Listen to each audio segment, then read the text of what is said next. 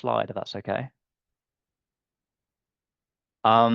So how does this translate to the candidate experience? And what are some things you can do in this new reality of modeling to really get ahead and just be on the ball when the dream role comes up and you can see one of the bullet points say strong Excel skills preferred?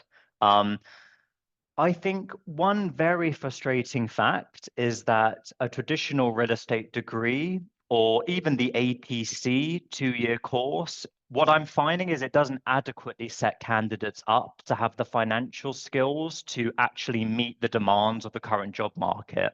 I've heard there are meaningful changes happening to both.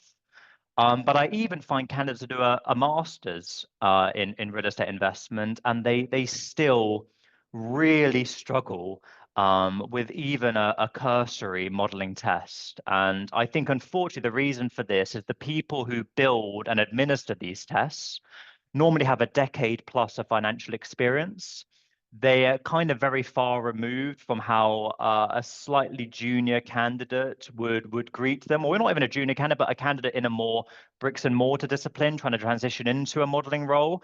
How actually daunting it is to do a modeling test from scratch like that, and they set what they feel is a very reasonable Excel test, and actually it's very, very hard. So I'm very sympathetic that I don't think a lot of the degree and surveyor training sets you up for this. So what therefore can you do about it?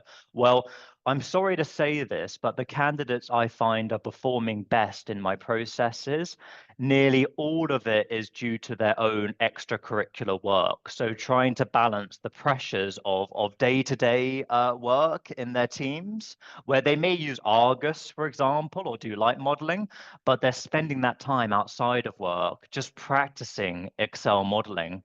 Of course, we've got courses like this at Bayfield, which set up specific programs which can make you elite in a really short time frame in Excel, which are brilliant. And the resources there that Sonia will talk about at the end.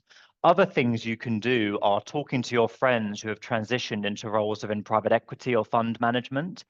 And you can just ask them if they can share perhaps some of the templates they were tested on when they joined. A lot of tests these days are given out remotely.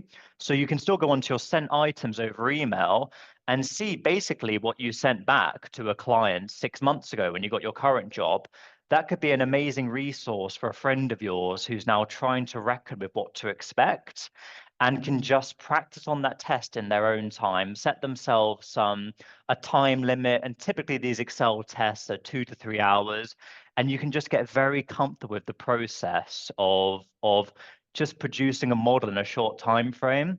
There are other things as well that will help. I mentioned a comment on master's degrees earlier, not being a foolproof, but they do certainly help. A master's degree in investment management where the modules can relate to producing financial analysis is definitely better than a simple undergraduate degree.